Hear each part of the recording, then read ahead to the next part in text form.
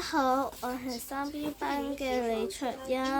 我今日係要分享嘅係一日三秋，都可以講一日唔見嘅。如果三秋，意思係一日唔見，好似過咗3年咁，形容對人懷念心切。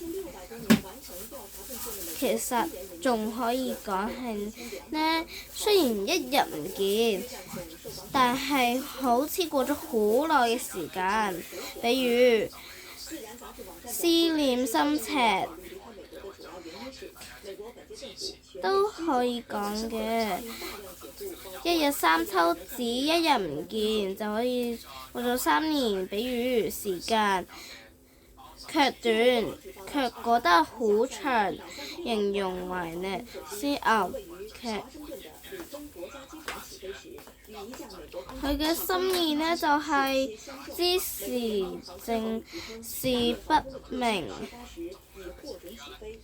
挾持無論大小事出事，離開了國庭，常常被小人所毀。我嘅分享完畢，謝謝大家。